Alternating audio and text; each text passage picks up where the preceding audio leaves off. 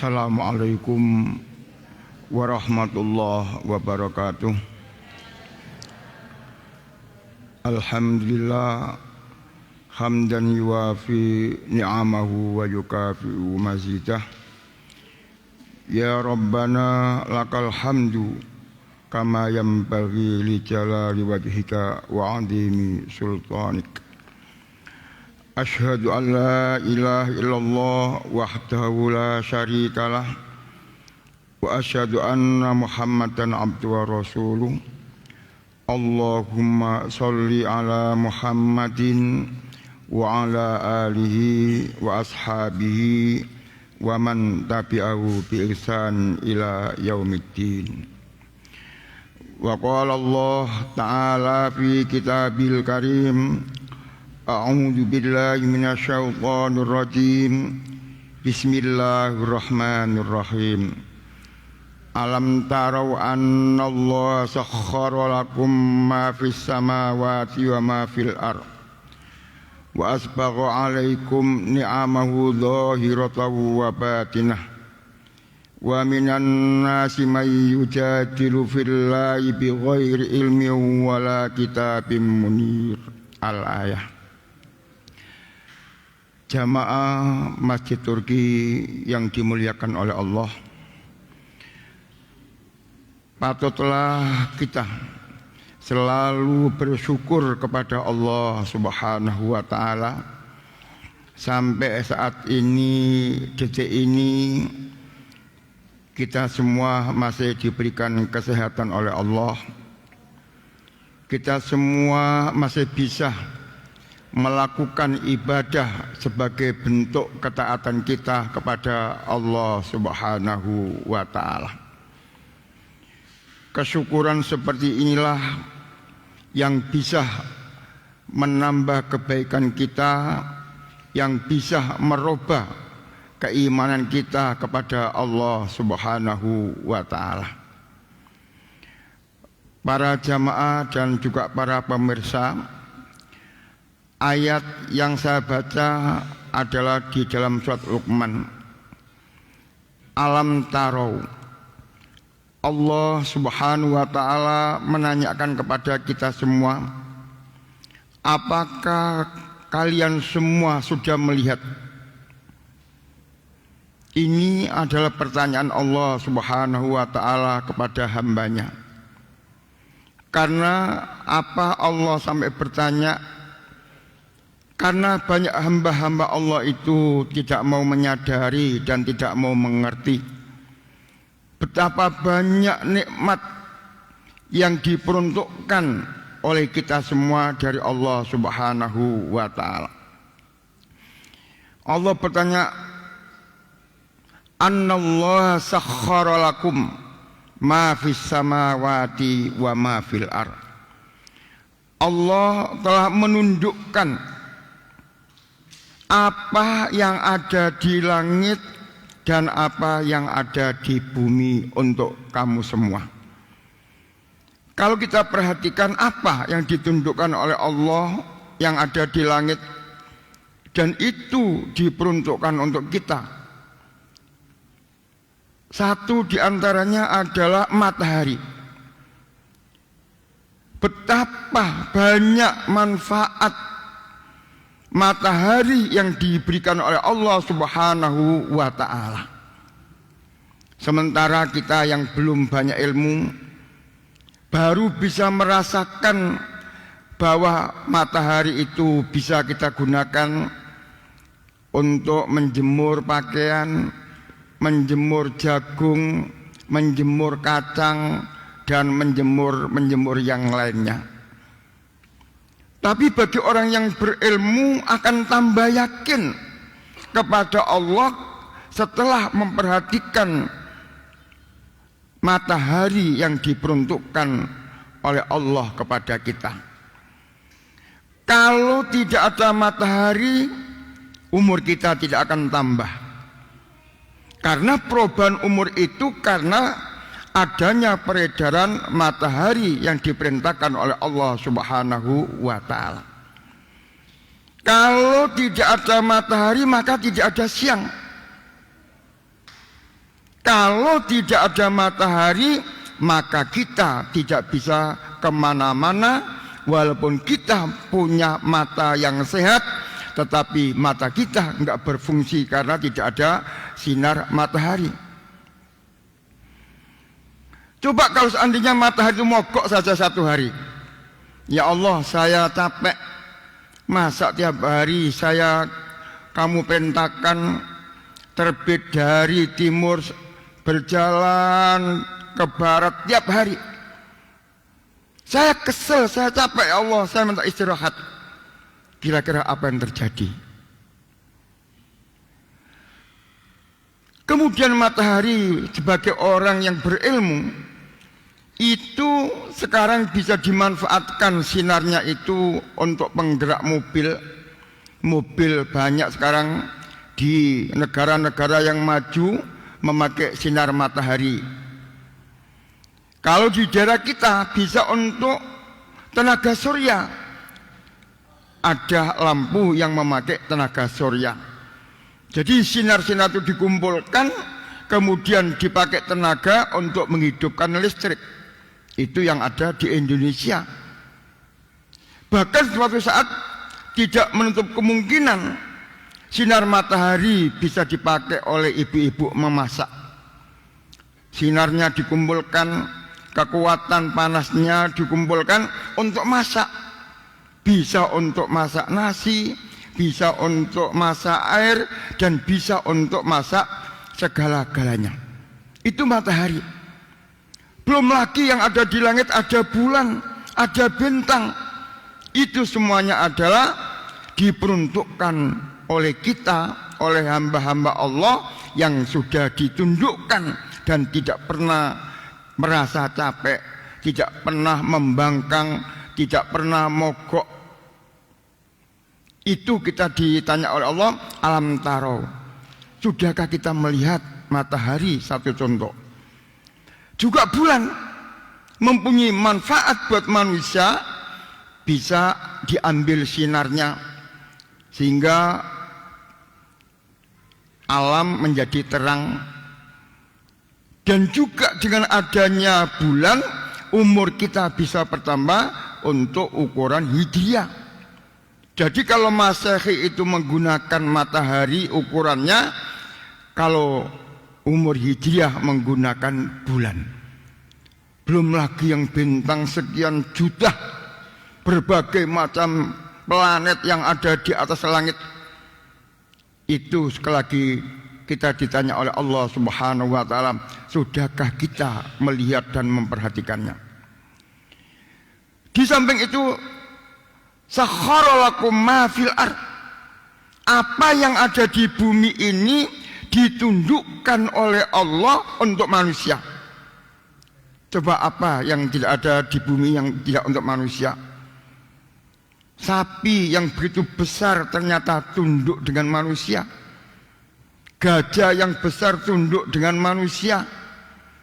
Kambing juga nurut, dipotong kemudian untuk dimakan manusia. Ada ayam, ada burung, Masya Allah.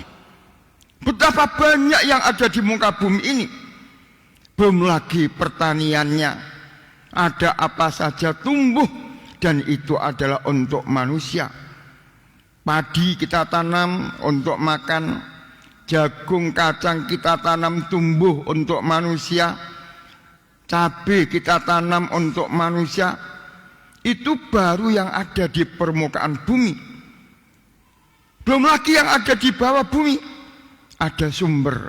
Coba kita mandi tiap hari, air mengalir untuk mandi, untuk mencuci, untuk makan. Belum lagi ada di bumi ini ada gas. Ada gas. Ini semua adalah diperuntukkan untuk manusia dan ditundukkan oleh Allah. Kemudian masih enggak cukup Allah memberikan kepada kita. Wa asbagha alaikum ni'amahu dzahiratan wa batinah. Allah masih menambah lagi, masih menyempurnakan nikmat-nikmatnya kepada manusia. nikmat zahir. Pernahkah kita berpikir tentang diri kita? Kenapa mata kita bisa melihat? Kambing juga punya mata, tapi nggak bisa untuk membaca. Kambing punya mulut, hanya satu suara. Kita diberi mulut oleh Allah, bisa bicara, bisa ngomong apa saja. Telinga kita juga bisa mendengar. Kambing, sapi juga punya telinga, tetapi dipanggil tidak dengar. Lah kita dikasih telinga oleh Allah, bisa berpikir, bisa mendengar. Belum lagi kalau kita melihat ciptaan Allah, mata. Kenapa mata ini ditutup dengan kulit yang sangat tipis? Itu adalah melindungi mata. Karena mata itu adalah alat penglihatan kita yang sangat berbahaya, sangat sensitif. Ketika kemasukan debu, Masya Allah, kayak kemasukan batu yang sangat besar. Kalau kita gambarkan coba, kenapa di atas mata kita ada tulang yang muncul ini? Itu adalah ibarat talang untuk melindungi mata, supaya kalau ada keringat, ada air, tidak langsung masuk ke mata kita, tapi dia turun melalui samping. Enggak cukup itu, diberi bulu-buluan, diberi rambut untuk menyaring supaya enggak masuk ke mata. Berapa perlindungan Allah berikan kepada kita untuk menjaga mata kita. Ada hidupnya, dikasih tutup yang Masya Allah ini, ada rambutnya, ada talangnya.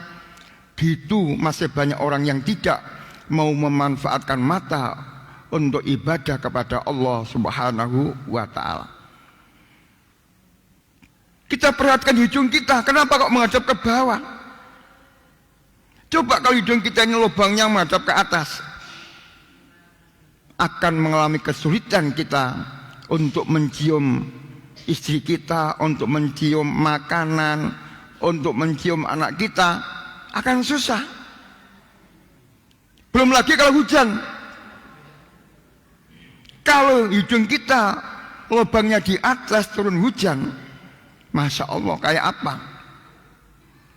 Hidung ini juga ada bulunya. Kenapa dikasih bulu? Karena hidung ini adalah untuk bernapas, yang hubungannya ada dengan paru-paru. Allah menjaga paru-paru kita, dikasih bulu supaya udara yang kotor bisa disaring dengan bulu-bulu yang ada di hidung kita. Kalau kita mau berpikir, maka Allah menanyakan, wa fi anfusikum afala tubsirun. Sudahkah kamu memperhatikan diri kamu? Diciptakan oleh Allah begitu indah, begitu bagus, dan begitu banyak manfaatnya. Ali radhiyallahu an pernah berkata yang artinya, wahai manusia, perhatikan dirimu. Dari apa kau diciptakan oleh Allah? Manusia diciptakan oleh Allah dari barang yang tidak berarti, yang tidak mempunyai nilai ekonomi, dan juga barang yang bau alias sperma. Jadi Ali menanyakan kepada kita, hei manusia, dari apa engkau diciptakan? Kemudian yang kedua, kamu lahir dari mana? Kalau kamu mati, kamu jadi apa? Jawabannya semuanya adalah dari barang yang bau. Bahan manusia yang cantik, yang jelek, yang gagah, yang ganteng, bahannya sama, dari barang yang bau. Dan kalau lahir normal pun, manusia itu melalui pintu yang bau juga. Seperti pintunya darah, seperti pintunya keluarnya air kencing. Masya Allah, manusia gitu kok sombong, mentang-mentang kepada Allah, menentang kepada kitab Allah, menentang kepada Rasul Allah. Tadi saya membuka di YouTube, apakah itu settingan apa tidak? Apa ada yang dipotong apa tidak? Diucapkan. Apa perkataan dia? Muhammad itu bohong. Muhammad itu pembohong. Dan Al-Quran itu adalah cerita-cerita yang gak ada artinya. Apa gak menyakitkan kita? Kita ini diciptakan oleh Allah, dilengkapi, dipenuhi, penuh dengan nikmat dan rahmat dari Allah. Tapi kenapa tidak bersyukur kepada Allah Subhanahu wa ta'ala? Kok sombong? Bahannya saja dari barang yang bau. Lahir pun melalui pintu yang bau. Apalagi mati adalah menjadi barang yang bau juga.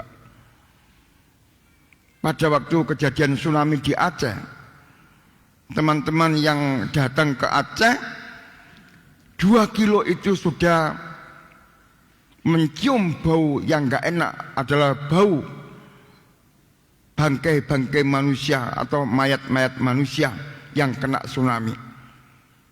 Jadi 2 kilo sudah baunya gak enak. Itu manusia. Apa nilai kita di hadapan Allah yang kita bangga-banggakan ketika hidup? Kekayaan kita banggakan, diri kita banggakan. Kita tahu bahwa kita adalah menjadi barang yang bau, dan yang bernilai di hadapan Allah adalah ketakwaan kita kepada Allah Subhanahu wa ta'ala. Bapak Ibu yang dimuliakan oleh Allah, jadi marilah kita jawab pertanyaan Allah. Alam tarau annallaha sakhkhara lakum ma fis samawati wa ma fil ard wa asbagha alaikum ni'amahu dhahiratan wa batinah. Tidak cukup Allah itu memberikan kepada kita nikmat zahir, yaitu wujud diri kita ini. Tangan kita bisa bergerak, kaki kita bisa bergerak. Apalagi yang ada di dalam perut kita, itu apa saja ada. Yang ada di dada kita dilindungi oleh Allah supaya mereka bisa berjalan, bisa memfungsikan sesuai dengan fungsinya. Nikmat batin apa yang diberikan oleh Allah kepada kita? Kita jadi orang yang ngerti. Kita diberikan oleh Allah akal, pikiran. Ini nikmat batin. Ilmu yang diberikan oleh Allah kepada kita, marilah kita manfaatkan. Apa yang kita peroleh, ilmu-ilmu agama yang baik, mari kita amalkan sebagai bentuk kesyukuran kita kepada Allah Subhanahu wa ta'ala. Walaupun sudah seperti itu, Allah menundukkan apa yang ada di langit untuk kita, apa yang ada di bumi untuk kita. Allah masih menambah lagi, menyempurnakan nikmatnya, nikmat zahir dan batin. Masih ada wa minan nasi may yujadilu fillahi bighairi ilmin wala hudan wala kitabim munir. Masih ada orang yang membantah kepada Allah. Masih ada orang yang tidak percaya kepada Allah. Ini adalah orang yang tidak tahu diri, orang yang tidak mengerti bahwa dirinya itu siapa sebenarnya. Siapa yang menciptakan? Siapa yang memberi nikmat? Siapa yang memenuhi rahmat-rahmatnya kepada kita? Siapa yang memberi rezeki? Jawabannya adalah Allah Subhanahu wa ta'ala.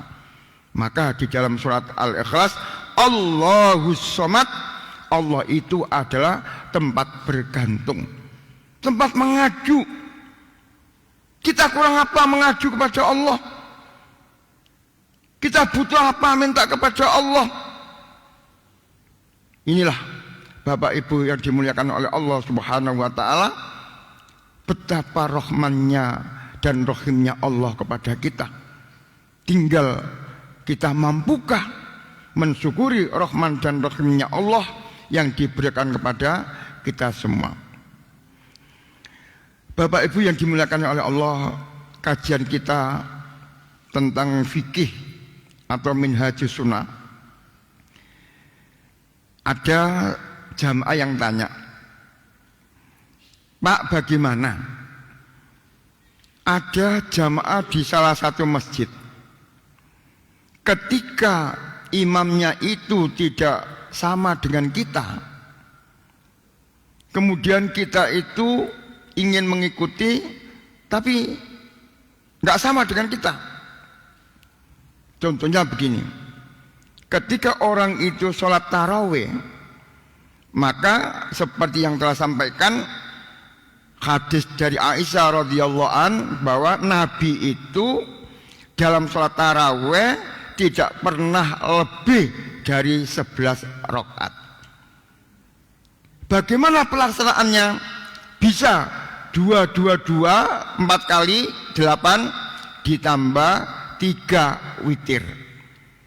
Witir itu artinya ganjil. Jangan sampai kita bilang sholat witir tapi 2 ditambah 1. Jadi yang namanya witir ya 3. Lah ada di dalam satu masjid di Paciran itu, ketika imamnya itu tidak sama dengan kita, umpamanya 2, sudah 4 kali, si makmum ini ikut jamaah dengan imam. Karena imam yang ada itu sholatnya 23 rakaat. Kemudian bagaimana? Dia ikut witir.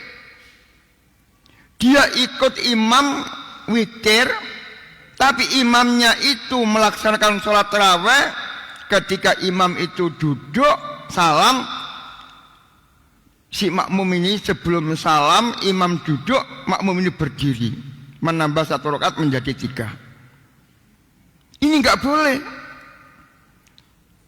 Lebih baik kalau kita sudah 8 rakaat pulang, dan sholat witir di rumah itu lebih pas dan lebih benar daripada kita ikut witir 2 rakaat, imamnya duduk, kita berdiri menambah 1 rakaat supaya menjadi 3. Itu salah, karena antara imam dan makmum ini terjadi firaq, keluar dari jamaah, itu menyebabkan tidak sah sholatnya. Atau mungkin ada jamaah ketika bepergian, dia itu mengikuti jamaah di masjid. Mulai dari awal sudah ikut dengan imam, tapi karena dia itu mengatakan saya musafir, maka ketika imam itu duduk 2 rakaat, dia makmumnya duduk 2 rakaat, makmumnya salam, imamnya masih berdiri. Karena imamnya adalah imam mukim, nggak sah sholatnya begitu itu. Dengan alasan, Pak, kan saya kan musafir, saya kan boleh mengqashar. Iya, boleh mengqashar. Kalau mengqashar, jangan ikut imam mukim. Boleh ikut imam mukim, tapi tidak boleh mengqashar, tetap harus 4 rakaat. Dan ada lagi orang itu jamak qashar. Ketepatan masuk satu masjid, di dalam masjid sedang melaksanakan sholat asar, sedangkan makmum itu belum sholat zuhur. Akhirnya makmum itu ikut jamaah asar di masjid, makmumnya niatnya sholat zuhur, imamnya sholat asar. Ini nggak boleh, karena antara makmum dan imam nggak sama sholatnya. Apalagi imam niatnya sholat asar, makmumnya sholat zuhur, kemudian setelah selesai sholat asar, maka berarti orang ini sholat zuhur, berarti ini membalik tertib sholat. Karena sholat asarnya ikut jamaah, padahal dia belum sholat zuhur, kemudian dia sholat zuhur, berarti mendahulukan sholat asar daripada sholat zuhur. Ini tidak diperkenankan. walaupun alasan musafir. Jadi kalau begitu ya nunggu saja selesai sholat asar jamaah itu, kemudian kita membuat sholat sendiri, karena supaya sama antara makmum dan imam. Ini beberapa hal tentang masalah sholat yang ada yang ditanyakan oleh jamaah.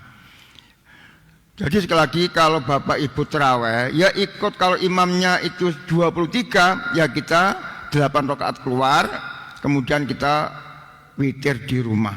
Itu lebih afdol, lebih baik. Jangan ikut jamaah nambah 2 rakaat, imamnya duduk, makmumnya berdiri menambah 1 rakaat, ini enggak sah sholatnya.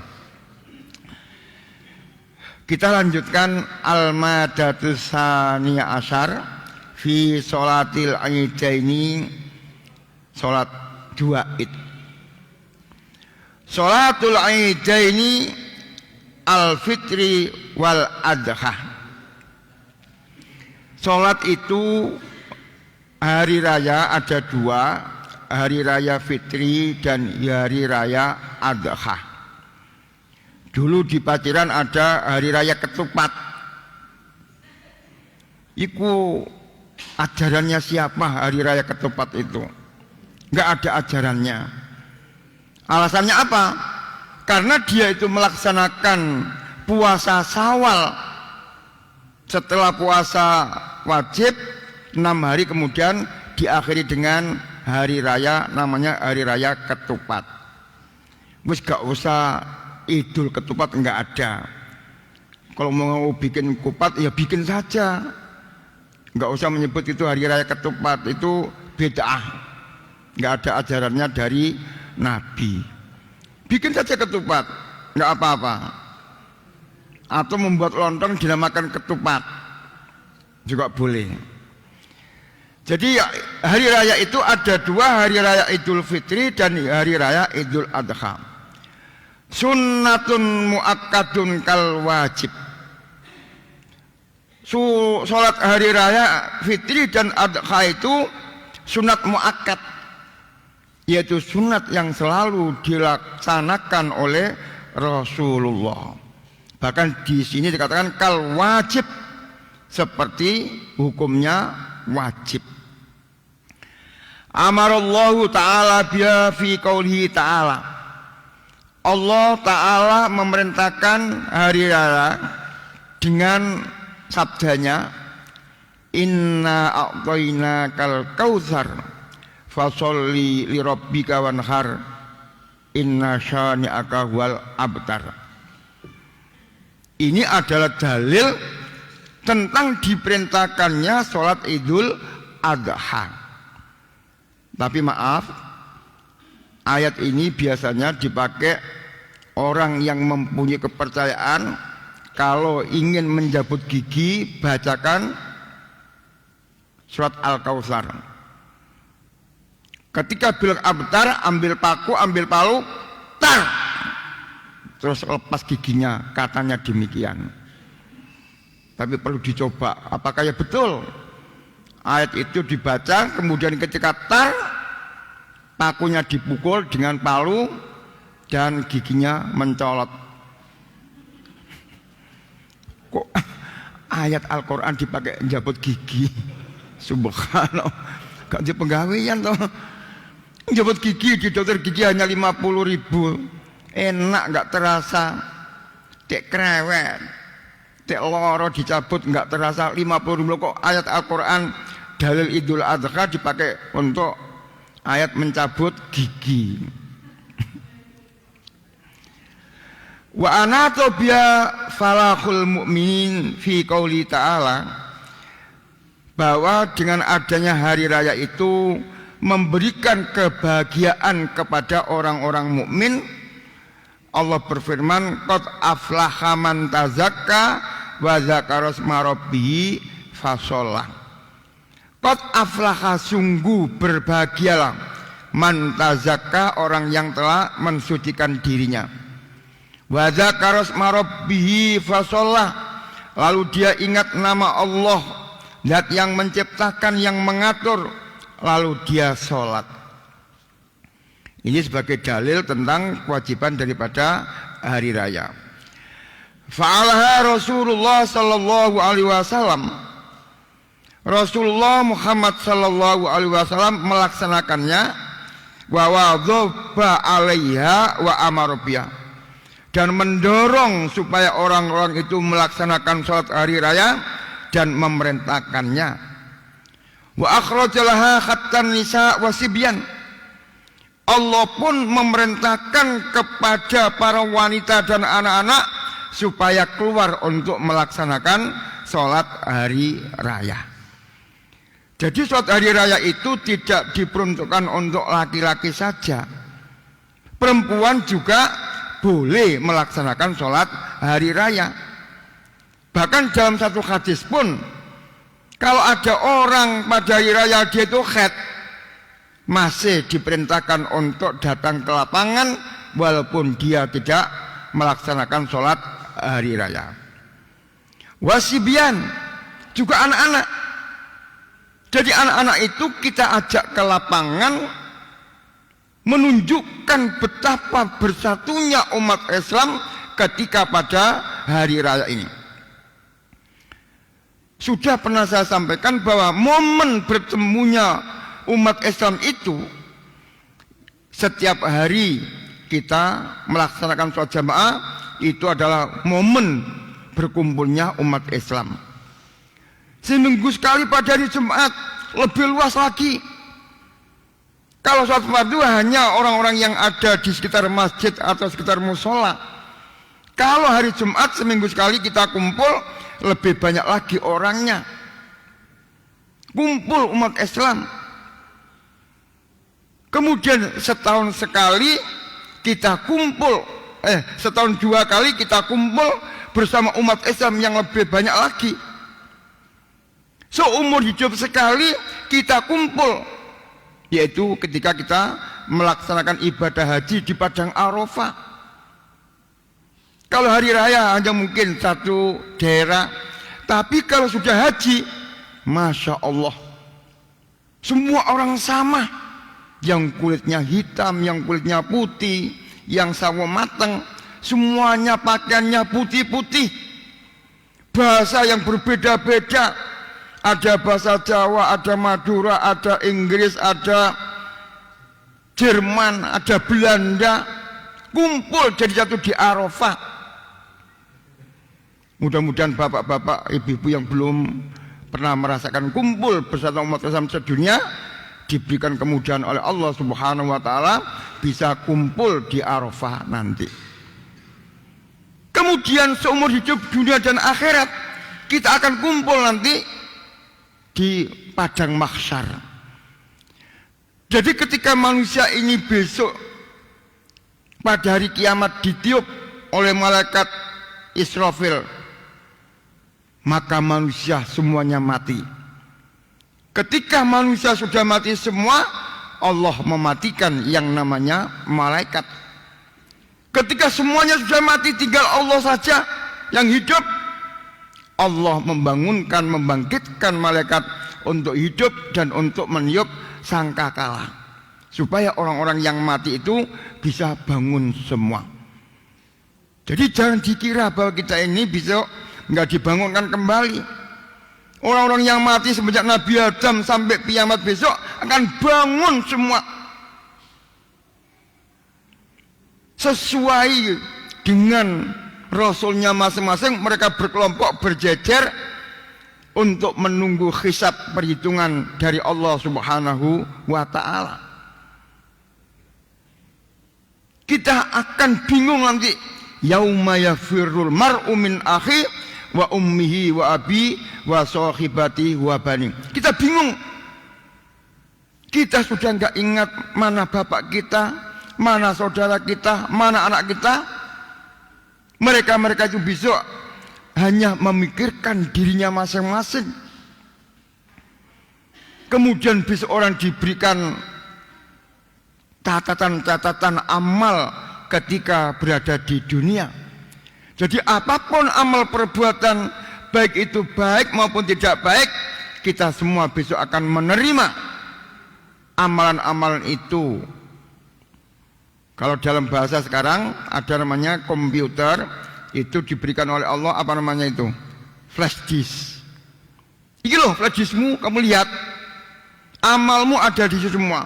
Mana yang baik ada di situ, mana yang jelek ada, enggak ada yang tertinggal. Tapi nanti ada orang itu ketika menerima flash disk, ada orang itu yang menerima dengan tangan di belakang gini, tangan kiri menerima dari belakang punggung, ada yang menerima tangan di depan. Kalau nanti ada yang menerima dengan ke belakang gini, itu ahlun nar. Tapi kalau orang yang menerima flash disk dengan tangan kanan, itu insya Allah ahlul jannah. Kita semua kepingin surga, Bu, Pak? Kepingin ya? Kalau kepingin, sudah berapa tabungannya untuk sanggup ke surga? Bisa menghitung Bapak semua? Wah, neraka. Ya, kita bisa menghitung diri kita. Satu hari saja kita hitung 24 jam, berapa jam yang kita gunakan untuk ibadah kepada Allah, dan berapa jam yang waktu kita sia-siakan tidak manfaat ibadah kepada Allah. Satu hari bisa kita lihat, satu minggu bisa kita lihat, satu tahun bisa kita lihat, seumur kita bisa kita melihat. Itu pun kalau Allah menerima kebaikan kita. Nah kalau Allah nggak menerima, Masya Allah, innalillahi. Jadi Bapak sekalian, bahwa manusia itu akan berkumpul ketika di dunia, yaitu ketika kita melaksanakan sholat Idul Fitri atau Idul Adha. Maka kesempatan yang baik itulah yang harus kita manfaatkan. Makanya kata Nabi bahwa tidak hanya laki-laki saja yang diharapkan atau yang diperintahkan untuk melaksanakan sholat atau datang ke lapangan, perempuan-perempuan dan anak-anak pun juga diperintahkan Nabi untuk dibawa ke lapangan supaya nampak syiar Islam, supaya nampak persatuan umat Islam. Wa waqtuha min irtifa'i syamsi qayyata ramhi ila zawal. Kapan kita melaksanakan sholat hari raya? Tentu waktunya adalah ketika matahari sudah terbit. Cuma ada bedanya.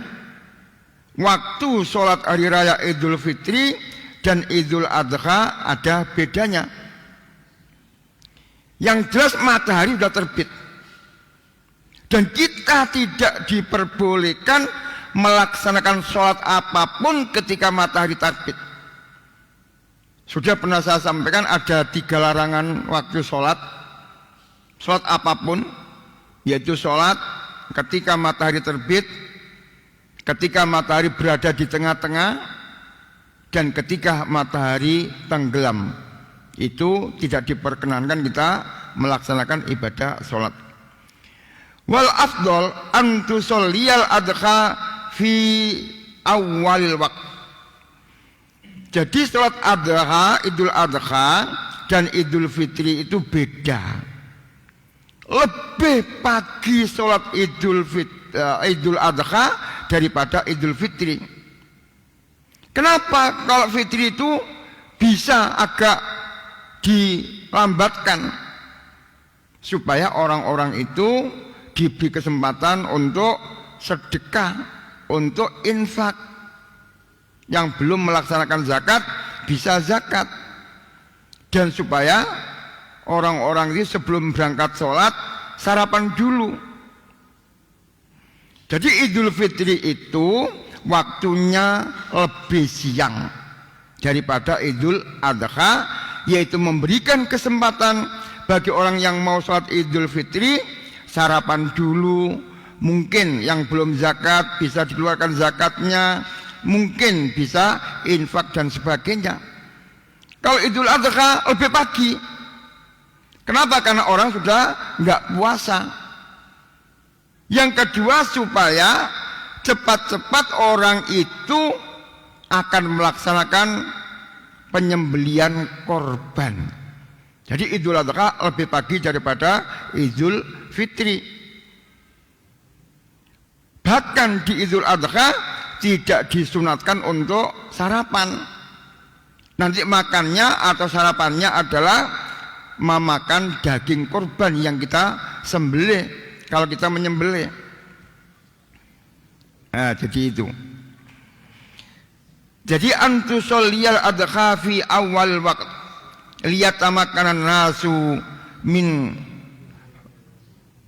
qabhi as-adhihim wa an tuakhiru sholatul fitri liyatamakkana nas min ikhraji sadaqatihim iz kana Rasulullah, apa dalilnya? Sebab kana Rasulullah sallallahu alaihi wasallam yaf'alu hakadza. Jadi Rasulullah itu melakukan seperti itu. Kana Nabi sallallahu alaihi wasallam yusolli bina al-fitra. Rasulullah atau Nabi Muhammad sallallahu alaihi wasallam salat beserta kita Idul Fitri. Wa syamsu ala qadhi ramhaini wa adha ala qaidi ramhin. Jadi kalau Idul Fitri itu Rasulullah melaksanakan salat ketika bayangan matahari itu 2 kali tonggak. Jadi umumnya ini kalau Idul Fitri 2 kali ini.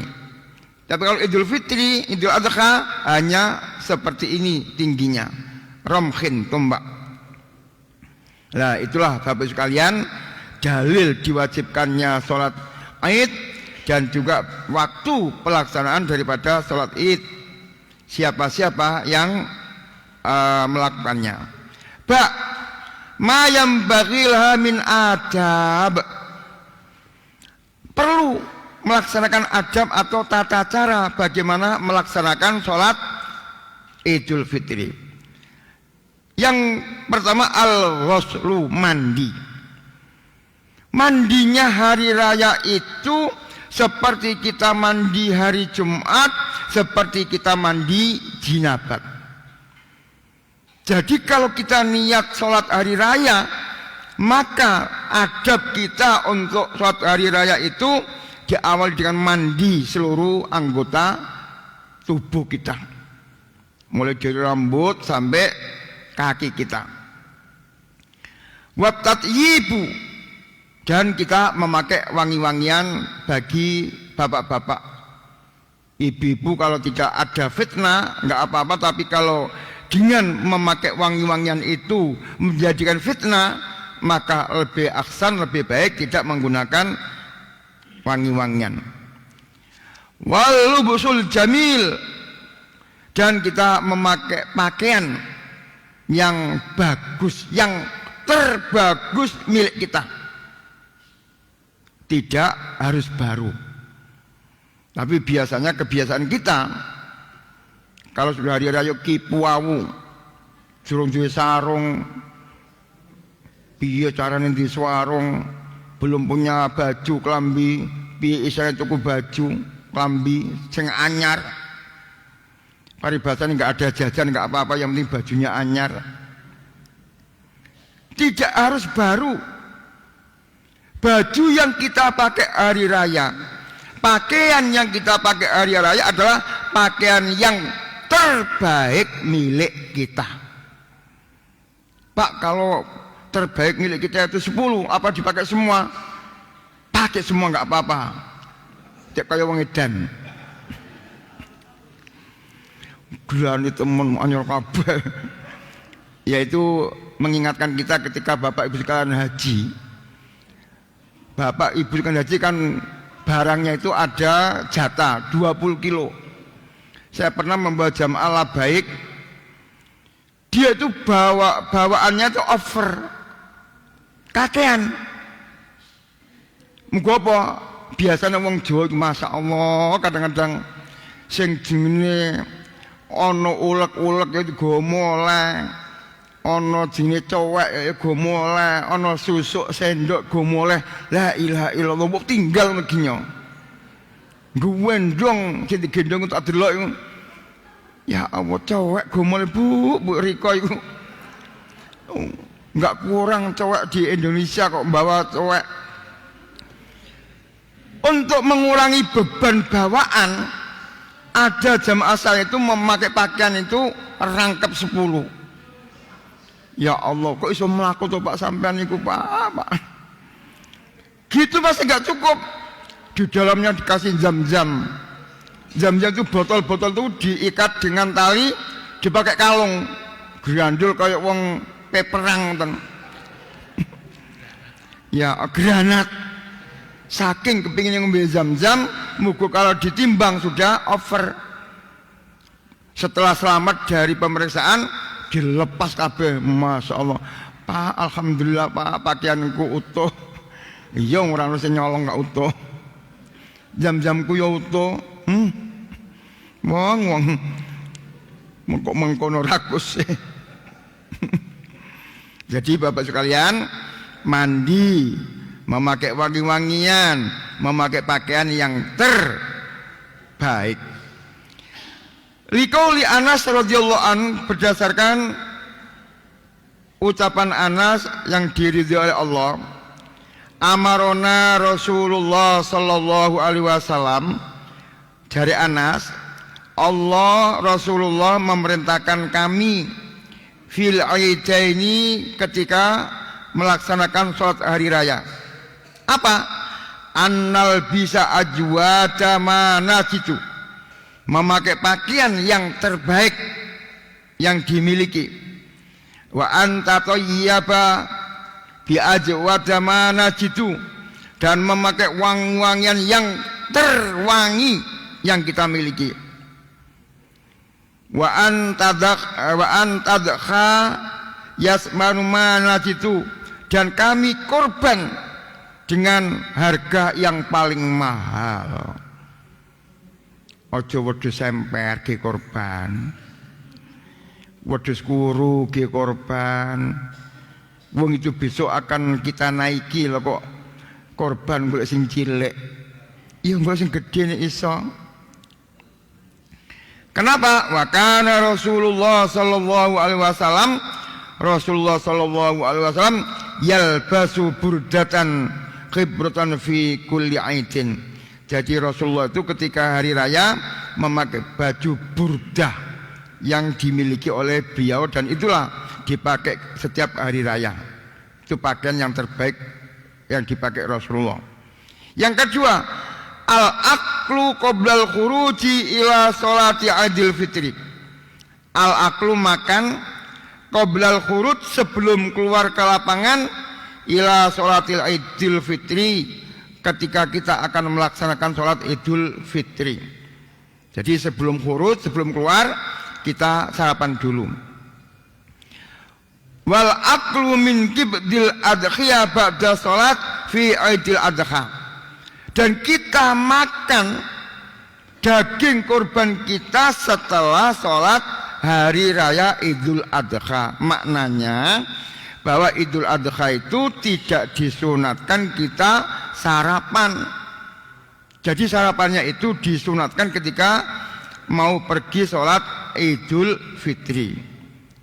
Liqauli Barida radhiyallahu an, kana Nabi sallallahu alaihi wasallam, Nabi sallallahu alaihi wasallam la yaghdu yaumal fitri hatta yakula, beliau itu tidak pergi melaksanakan sholat Idul Fitri sebelum dia sarapan.